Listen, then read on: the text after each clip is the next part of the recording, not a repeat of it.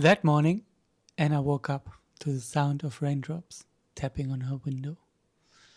She immediately began to laugh and put on her rain gear, for she loved jumping into giant puddles. The bigger, the better. And since it had rained all night, the puddles were sure to be huge.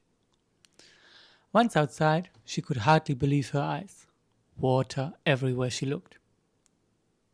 A glance at the sky told her that the sun would not be showing itself anytime soon.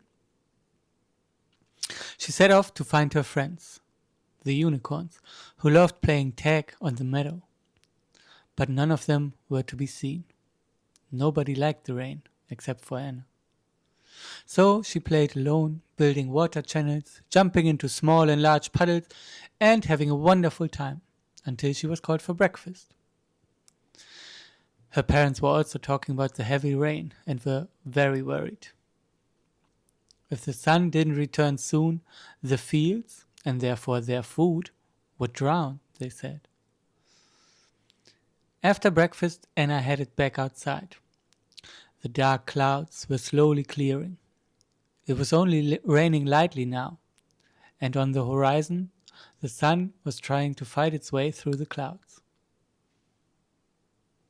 Finally, while she was lost in thought, building water cities in the sandbox and sailing boats she had made from branches, she noticed it was getting warmer. Despite the warmth, the rain hadn't stopped.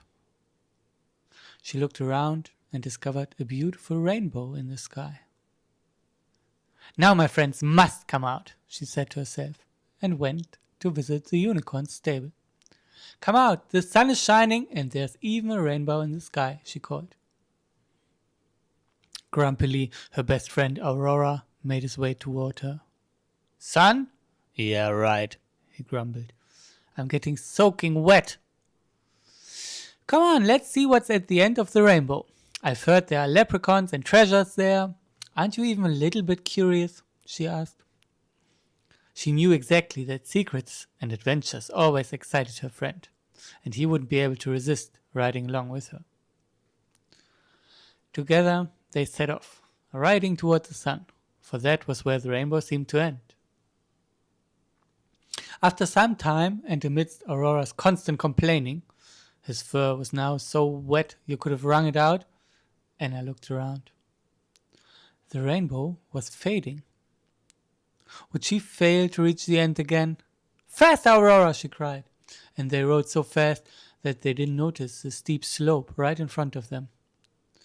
Both tried to cushion the fall, and Anna even managed to roll away safely. At the bottom, she looked worriedly at Aurora.